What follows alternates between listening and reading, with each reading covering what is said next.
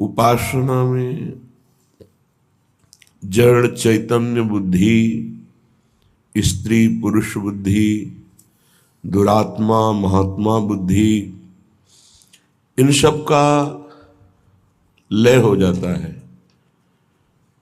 उसकी दृष्टि में न कोई स्त्री है, न कोई पुरुष है, न कोई दुरात्मा है, न कोई महात्मा, एकमात्र परमात्म दृष्टि जागृत होती है। ये जागृत होती है, पहले भावना की जाती है, फिर स्थिति होती है। जैसे पार्थिव स्थिति होने पर पहले स्त्री पुरुष जड़ चैतन्य दुरात्मा महात्मा ऐसा दर्शन होगा, बाद में भगवत भाव होगा। लेकिन स्थिति होने पर केवल भगवत भाव रहता है, केवल प्रभु भाव रहता है। जब तक ये भाव नहीं रहता तब तक बहुत कच्चाई है, और उपासक को सावधानी पूर्वक अपने को परिपक्व करना है। परिपक्व अपना प्रयास और गुरु इष्ट कृपा,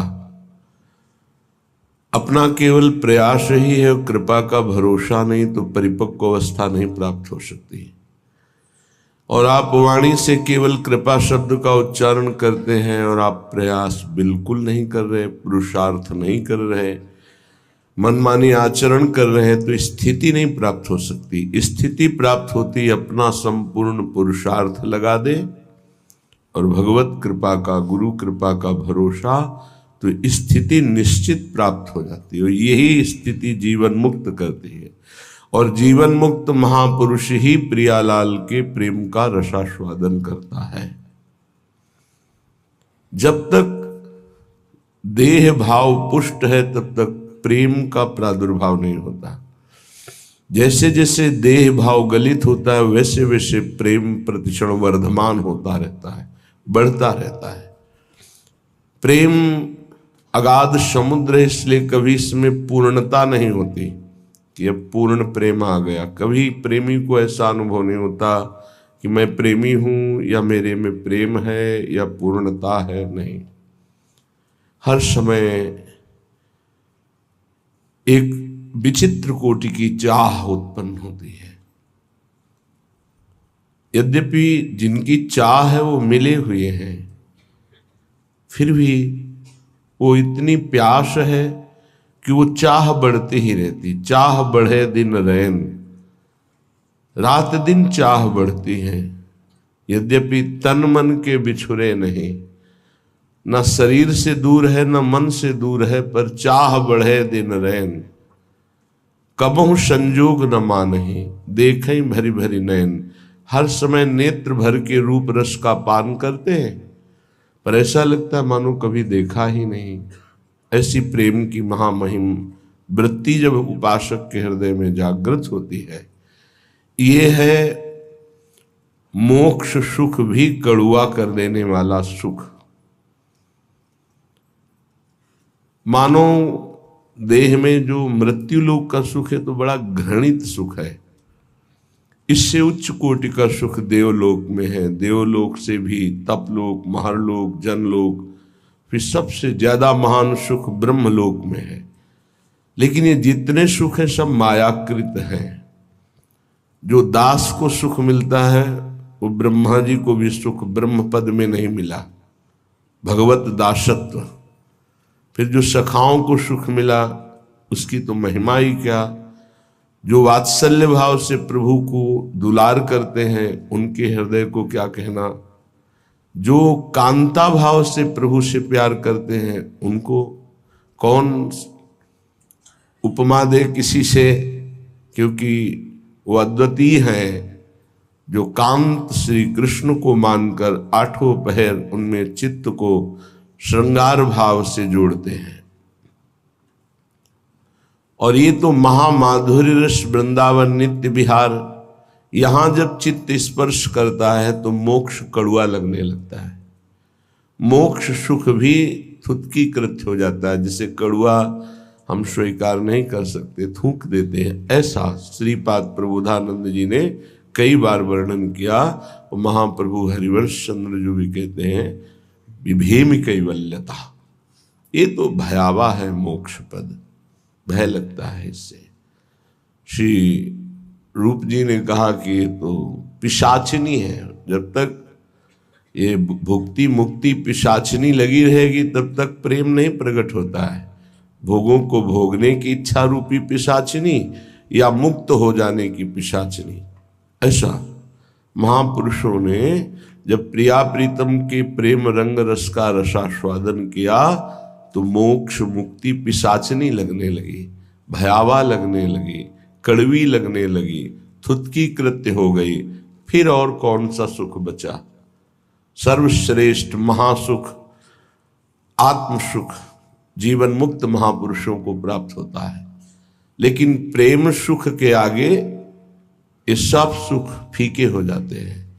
इन्हीं बिलोकत अति अनुरागा, बरबस ब्रह्म सुख ही मन त्यागा। ब्रह्म सुख का भी त्याग करके मन प्रभु की रूप रसासों का रूप का आनंद प्राप्त करने के लिए विकल हो गया। जनक जी महाराज का और ज्ञानियों की और ब्रह्मबोध संपन्न महापुरुषों की तो अलग वृत्ति रही। ये तो बड़े बड़े ज्ञानियों के गुरु हैं। इसलिए श्रीपाद कह रहे कि तिक्ति भूता विमुक्तिर विषम निरय वदभाति सर्वेन्द्रियार्थाः सर्वे भोगा भवन्ति प्रबल गरल वन्युद्भट ज्वाल कल्पाः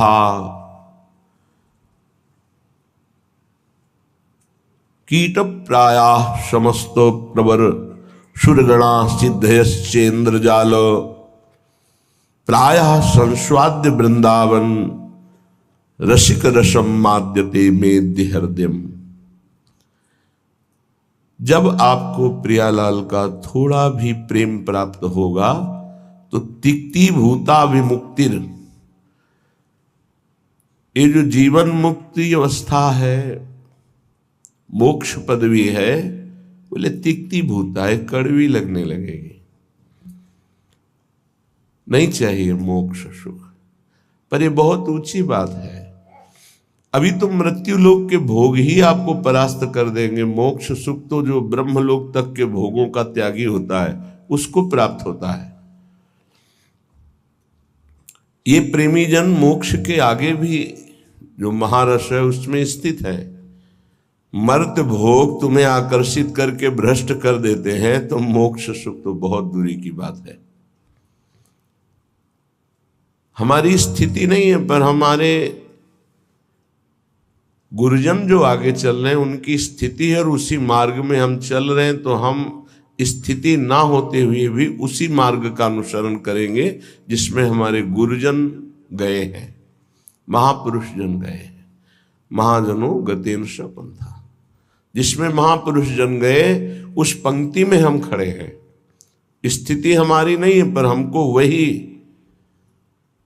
वही आचरण करने हैं, वैसा ही भाव रखना है जैसा हमारे आगे विराजमान गुरुजन जो पंक्ति में हैं, जो प्रियालाल को दुलार करने वाले हैं, जो प्रियालाल के समीप पहुंच चुके हैं, जिनके आसपास आठों पहर महासुख घेरे रहता है, तो हम उसी मार्ग से चल रहे हैं। इसलिए जैसे कोई कहे कि हमारी स्थिति तो नहीं, पर हम उसी पंक्ति में तो खड़े हैं ना, तो हमको वैसा ही व्यवहार करना है। इतना बड़ा त्याग किसी और की सामर्थ्य नहीं, सिर्फ प्रेम की सामर्थ्य है जो मोक्ष सुख का भी त्यागी बना दे, और ऐसा त्यागी कि पुनः उसकी इच्छा ही कभी न हो। तिक्ति भूत्वा विमुक्तिर, मोक्ष पदवी कड़वी लगने लगती है। श्रीपाद कह रहे हैं विषम निरयवद भाति सर्वेन्द्रियार्था, निरय कहते हैं नरक को, और जितने भी भोग हैं ये विषम हैं, ये एक रस नहीं है। आज कामना जितनी बड़ी हुई तो भोगो, तुम्हें अच्छा लगेगा, फिर भोगो, फिर भोगो, तो मन कहने लगेगा इस शरीर में नहीं, उस शरीर में देखो, इस भोग में नहीं उस भोग में, इस वस्तु में नहीं उस वस्तु में। इसका मतलब हमको केवल भुलावे में डाला जा रहा है, सुख नहीं है।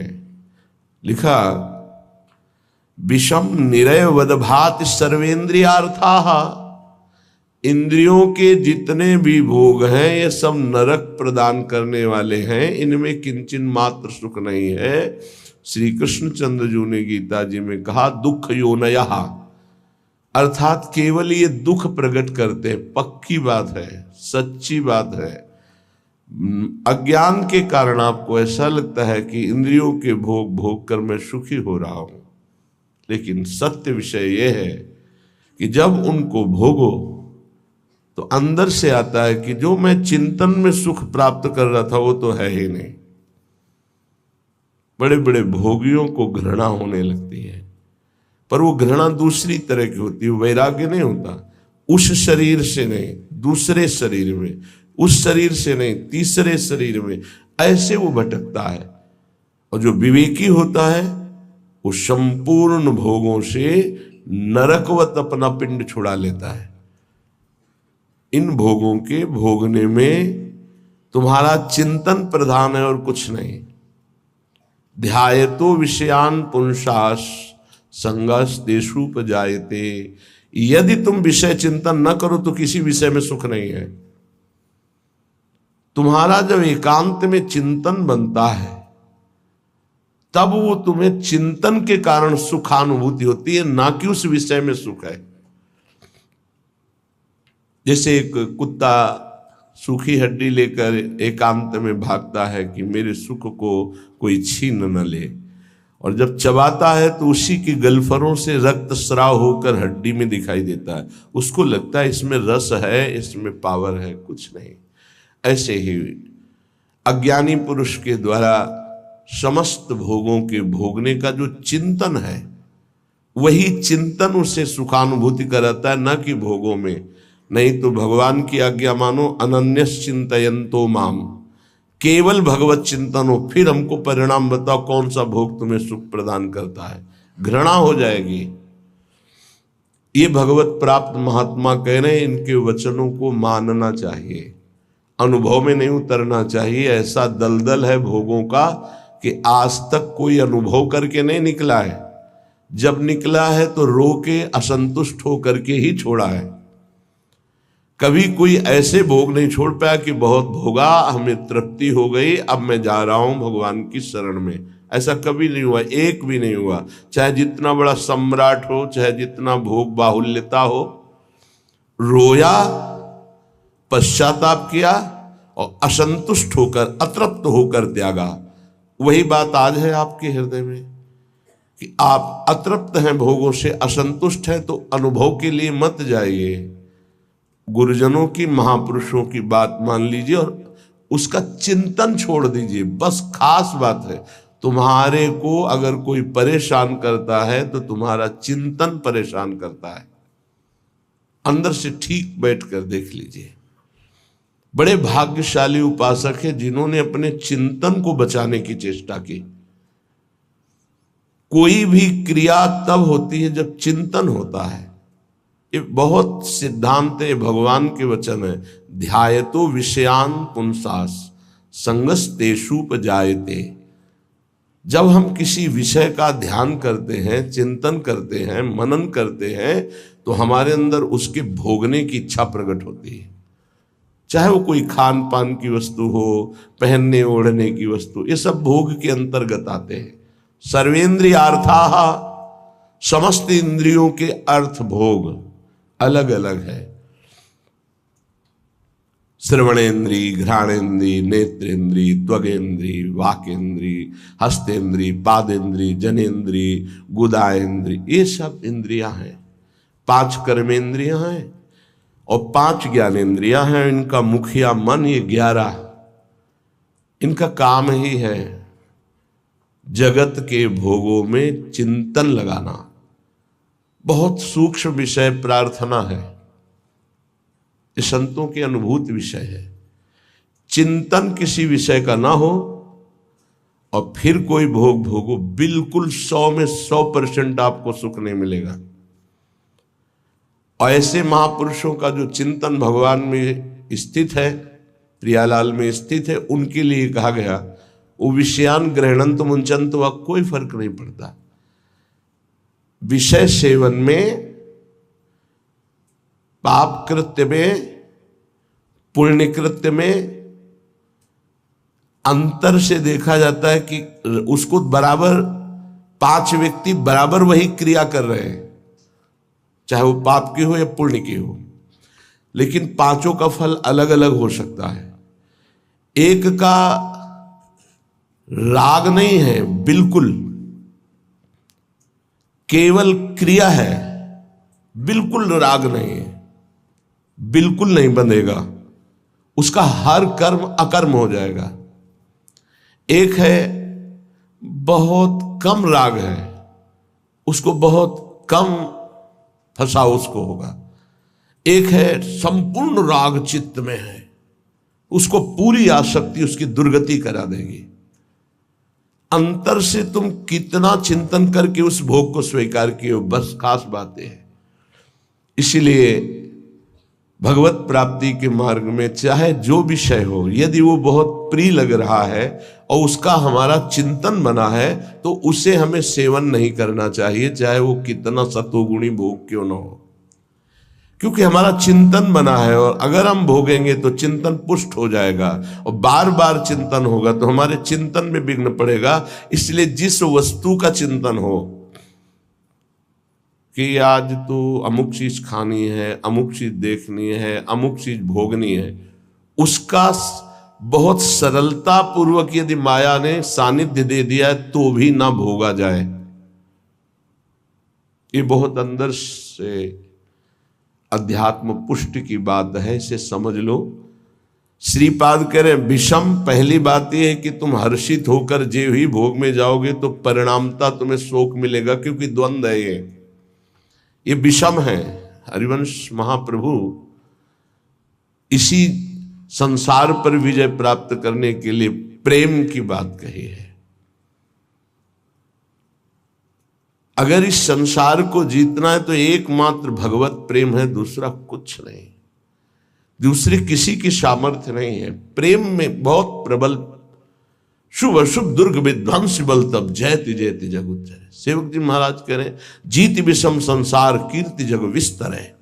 जीत विषम संसार कौन? जय जय श्री हरिवंश नाम गुण गाई है, जो नाम जप कर रहे हैं, लीला गायन कर रहे हैं। सर्वेंद्रियार्था, समस्त इंद्रियों के अर्थ, उनके भोगने का चिंतन और भोग क्रिया ये नरक प्रदान करती है, नरक स्पष्ट। सर्वे भोगा भवंति प्रबल गरल, क्योंकि जितने भी भोग हैं ये प्रबल विष है। प्रबल विष, प्रबल विष का मतलब होता है तत्काल असर करने वाला। एक मीठा विष होता है, महीनों में असर करता है, लेकिन भोग तत्काल पागल बना देने वाला है। चिंतन हुआ, सानिध्य भोग का हुआ, पागल बन गया, क्या करना चाहिए क्या नहीं करना चाहिए सब भूल गया। देखो कितना असर चढ़ा उसका, कि उसका चिंतन, उसकी क्रिया सब भागवतिक मिट गई, और उस समय वो कामांध हो गया, उस समय वो वासना में हो गया, सारा चिंतन खत्म, सारी की सारी वृत्ति। ये जहर है, इसे कह रहे सर्वे भोगा भवंति प्रबल गरल। ये प्रबल विष है जो तत्काल चढ़ता है, देखने से चढ़ता है, छूने से चढ़ता है, चिंतन से चढ़ता है, फिर भोगने से क्या होता होगा। ये ऐसा प्रबल गरल है, विष है, कि एक विष तो खाने से ही केवल एक शरीर में चढ़ेगा, एक जन्म नष्ट करेगा। लेकिन ये भोग कह रहे सर्वे भोगा भवंती प्रबल गरला, ये इतना बड़ा विष है कि देखने से चढ़ जाता है, सुनने से चढ़ जाता है, चिंतन से चढ़ जाता है, फिर भोगने से क्या दुर्गति होगी। इसलिए कहा निरवय वदभाति सर्वेंद्रियार्था, जो इंद्रियों के भोगों का चिंतन करके उनको भोग कर सुखानुभूति करते, उनको नरक की प्राप्ति होती। भगवान ने भी कहा त्रिविधम नरकश्चेदम द्वारं नाशन मात्मनः कामः क्रोधा तथा लोभा तस्मादेत्रेम त्यजेत। ये तीनों नरक के द्वार हैं, काम क्रोध लोभ, ये निश्चित नरक प्रदान करते हैं। वन्युद्भट ज्वाल कल्पाहा, और ये भोग क्या करते हैं, हृदय को जलाते हैं, अग्नि जैसे जला करके त्वगेंद्री को, शरीर को कष्ट देती है। लेकिन ये कारण शरीर तक प्रभाव डालते हैं भोग, स्वभाव, अंतःकरण, इंद्रियां और स्थूल शरीर भी। इस तीनों शरीरों पर विष का प्रभाव पड़े, ऐसा विष की रचना आज तक नहीं हुई प्रकृति में। प्राकृतिक विष केवल स्थूल शरीर पर प्रभाव डालता है, इस पर। लेकिन ये सर्वे भोगा भवन्ति प्रबल गरला, ये स्थूल शरीर पर भी प्रभाव डालते हैं, सूक्ष्म शरीर को वशीभूत कर लेते हैं और स्वभाव को बिगाड़ देते हैं। देहाभिमानी पुरुष जब इंद्रियों के द्वारा विषयों का चिंतन करके भोग करता है तो उसके तीनों शरीर बर्बाद हो जाते हैं, तीनों शरीर उसके गंदे हो जाते हैं।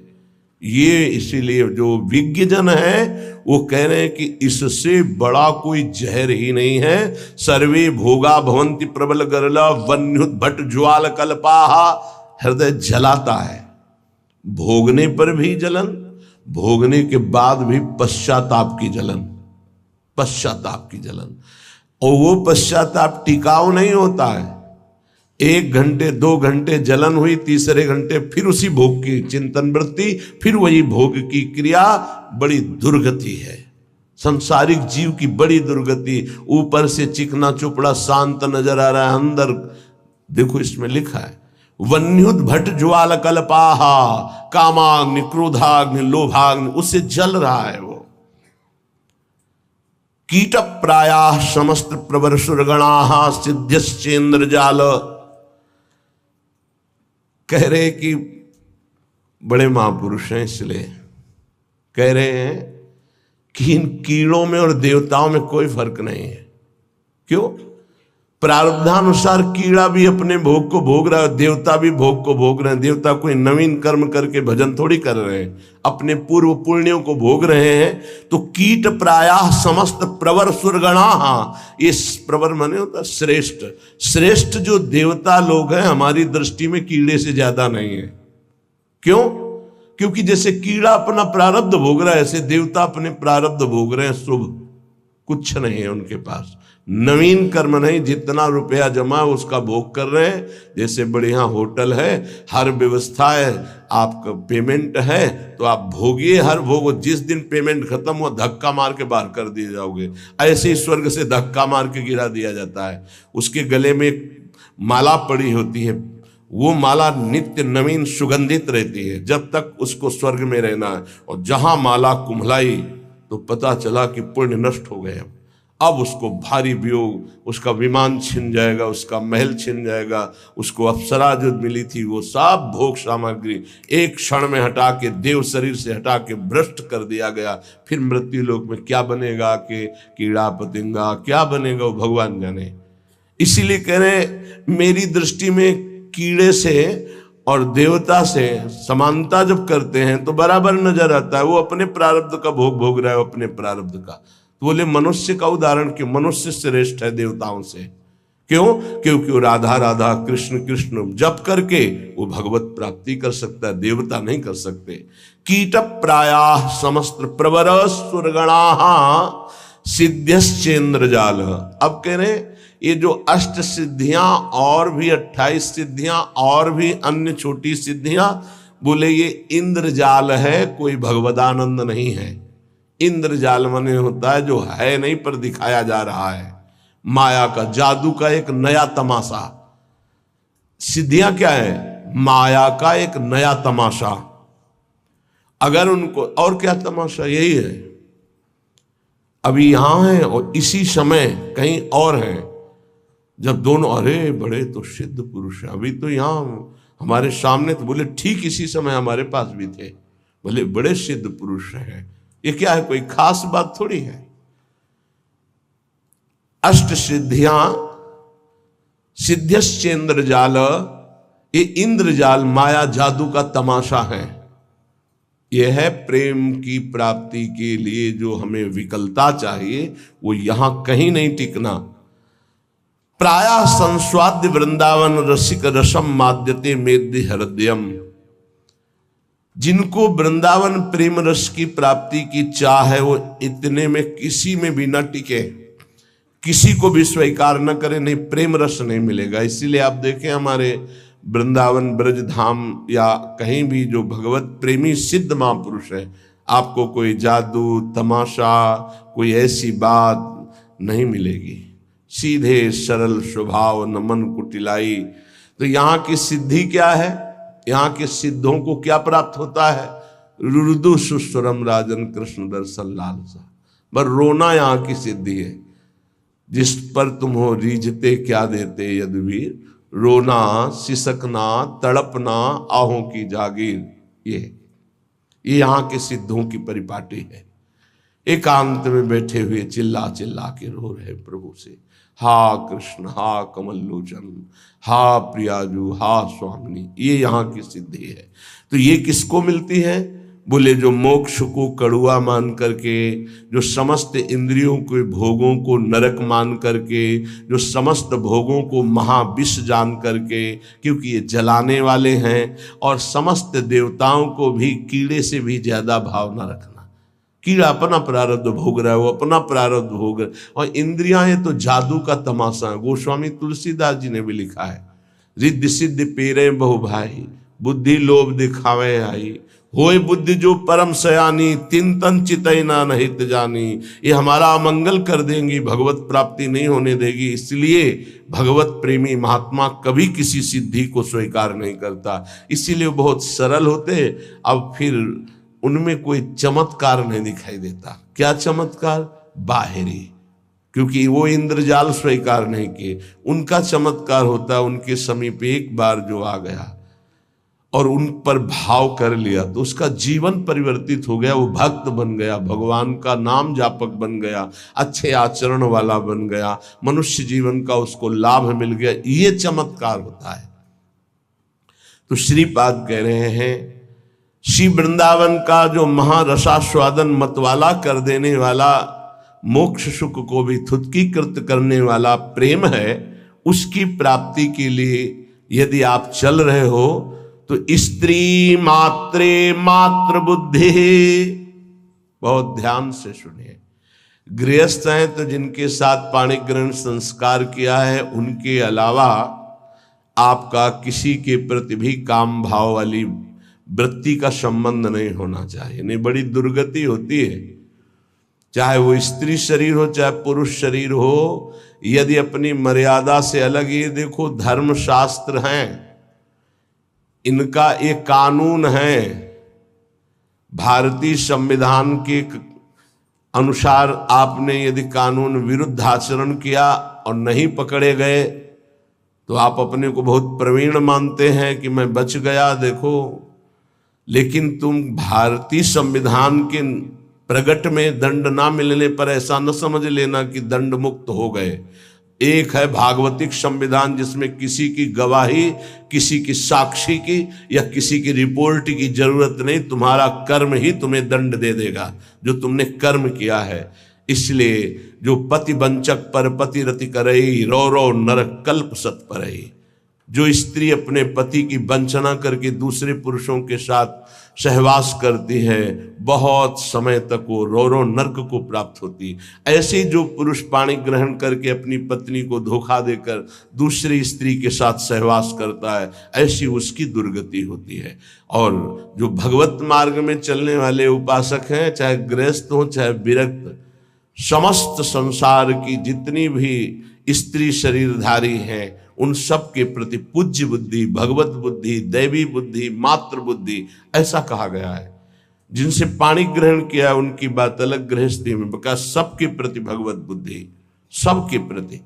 ऐसे विरक्त भाव में गोस्वामी जी इसी की टीका करते हैं। स्त्री मात्रे मातृ बुद्धि के लिए जननी सम जानहि पर नारी, धन पराए बिसते बिस भारी, जिन्हि राम तुम प्राण प्यारे, तिनके मन शुभ सदन तुम्हारे। जो आपको प्राणों से भी अधिक प्यार करते हैं, उनका मन आपका निरंतर निवास स्थान है। हे रघुनाथ जी, वाल्मीकि जी कह रहे, जो सदैव माताओं बहनों की तरफ दृष्टि केवल पूज्य बुद्धि से जाती है। ये जननी है, हम इन्हीं से पैदा हुए हैं। इन्हीं माताओं के गर्भ में बड़े बड़े महात्मा, बड़े बड़े राष्ट्र भक्त प्रकट हुए। ये दैवी शक्ति है। इनका जो अपमान करता है, निरादर करता है, नष्ट हो जाता है। बड़े बड़े अपराध रावण ने किए लेकिन नष्ट नहीं हुआ। लेकिन जब दैवी शक्ति का अपमान किया तो भस्म हो गई सोने की लंका, और रहा न को कुल रोवन हारा। बड़ी उद्दंडता करता था दुर्योधन, लेकिन बड़े बड़े महात्माओं की कृपा बनी रही उसके ऊपर। पर जब उसने देवी का अपमान किया, सभा में निर्वस्त्र करने का आदेश, उसी समय सारे सुकृत नष्ट हो गए और हर महात्मा की कृपा हट गई और नष्ट, पूरा कुल का कुल नष्ट हो गया। जिनके घरों में माताओं बहनों को सताया जाता है, कष्ट दिया जाता है, वो कभी स्त्री संपन्न घर नहीं हो सकते। और जो माताएं बहनें धर्म भ्रष्ट आचरण करती हैं, वो कभी सुखी नहीं रह सकती, दुर्गति को प्राप्त होंगी। ये धर्म है, ये हमारा देश धर्म प्रधान देश है। बहुत महिमा इस भारत देश की गाई गई है, क्योंकि इसमें धर्म प्रधान क्षेत्र, अलग अलग भगवान ने क्षेत्र, जैसे स्वर्ग है वो भोग भूमि है, नरक है वो पाप भोग भूमि है, मृत्युलोक है, मृत्युलोक में भारत भूमि भगवत प्राप्ति का परम धर्म स्थल है। जैसे गंगा यमुना सरस्वती का समागम तीर्थराज प्रयाग, एक स्थान है अपना, उसका महत्व है। ऐसे पूरे विश्व में भारत का महत्व है। यहां भगवत प्राप्ति रूपी महान धर्म की स्थापना भगवान ने की है। ये वो भूमि है। इस भूमि में वास करने वाले के ऊपर भागवतिक शासन है, धर्म शास्त्र का। आप यहां परस्पर व्यभिचार नहीं कर सकते, जो हमारे शास्त्र मर्यादा है उसके विरुद्ध आचरण नहीं। स्त्री मात्रे मात्र बुद्धि आदेश कर रहे हैं, संपूर्ण स्त्रियों में मात्र बुद्धि। देखो गांव में हमने देखा है, छोटी छोटी जो बालिकाएं 10-11 से, तो सब उनके चरण छूने की भावना, घर के जन भी, अरे तू तो कन्या है, देवी है, जैसे वो पिता के चरण छूने के लिए चले, ला इधर पैर ला, हम गांव की बात करें, ऐसे चरण तो दुर्गा है, कन्या है, देवी है, ऐसी भावना है। नवरात्रि में पवाया जाता है ना आराधना करके, तो उनके प्रति वही बुद्धि रखो जो नवरात्रि में बुद्धि रखते हो कि ये तो सब नवीन अवस्था की बच्चियां दुर्गा स्वरूप है, देवी स्वरूप है। तो वैसे ही स्त्री मात्रे मात्र बुद्धि, ये सब जगदम्बा है, हमारी श्री जी की निज सखियां हैं। इनके चरणों में वंदना करे तो प्रिया जो से प्रेम हो जाएगा, और इनके प्रति दोष भाव करे तो नरक की प्राप्ति होगी। ऐसे ही स्त्री शरीर को चाहे पुरुष शरीर के प्रति भगवत भाव रखना। गोस्वामी तुलसीदास जी ने लिखा है, मध्यम परपति देखई कैसे, भ्राता पिता पुत्र निज जैसे।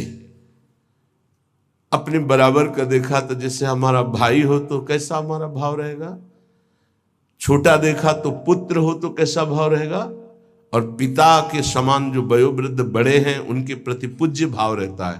तो माता बहनें कैसे पुरुष को देखती, भ्राता पिता पुत्र निज जैसे। और पुरुष कैसे देखते, बोले जननी समझाने पर नारी। जो बड़ी माता बहनें वो साक्षात माँ है, जो छोटी हो साक्षात दुर्गा है, नवीन कन्या रूप, उनके चरण स्पर्श करे। जहां पाणी ग्रहण है वहां अर्धांगिनी भाव। स्त्री मात्रे मात्र बुद्धि, समस्त चराचर जगत की ये प्रेम प्राप्ति के लिए आदेश दे रहे श्रीपाद। स्थिर चर निखिल प्राणी प्राणीश उपास्य बुद्धि, चाहे जड़ हो चाहे चैतन्य हो, उसमें गौर से देखो। राधा वल्लभ लाल जी की भावना करते हुए, तो राधा वल्लभ लाल जी दिखा देंगे, कह रहे स्थिर चर निखिल प्राण उपास्य बुद्धि। ये क्रूरापि पापिनो न च सताम संभाष्य दृश्याश्च ये सर्वान वस्तुतया निरीक्ष परम स्वाराध्य बुद्धिर्मम। मेरे आराध्य देव चर चर में विराजमान है। बाह्या शेषार्थ लाभेष्वपि, कह रहे कि सांसारिक जितने भी लाभ हैं ये सब धोखे के हैं। समझना है, केवल समझना है, कर्तव्य पालन करना है, पर यह समझना है कि ये कोई लाभ नहीं है, धोखे का लाभ है। 1 अरब रुपया बैंक में जमा है आपके पास, बढ़िया मकान बना है, पूरे जीवन भर मेहनत की, खूब छल कपट जैसे भी बना, सब व्यवस्था कर ली, अब मरने का समय आ रहा है। अब वो कब आएगा ये तो पता नहीं, किसी का कभी भी आ सकता है, जवानी में आ सकता है, बुढ़ापे में आ सकता है, बाल्यावस्था में। यहां जो कह रहे हैं कि बाह्या शेषार्थ लाभेष्वपि, जितने भी सांसारिक लाभ है वो सब बेकार हैं, बाह्य हैं। कैसे बेकार हैं? हमारे तो इतने बैंक में जमा है, इतने मित्र हैं, इतनी फैक्ट्री, ये ठीक है। फाइनल में आओ, अब आपका शरीर छूटने वाला है, अब आपके पास क्या जाएगा? हुआ ना सब बेकार। तो क्या करें? ना कुछ करें? नहीं, अपने कर्तव्य का पालन करो धर्म पूर्वक। धर्म पूर्वक किया हुआ कर्तव्य तुम्हारी रक्षा करेगा, तुमसे पापाचरण नहीं होने पाएंगे, तुम्हें बचा लेगा, और नाम जप करोगे ये धन तुम्हारे साथ जाएगा।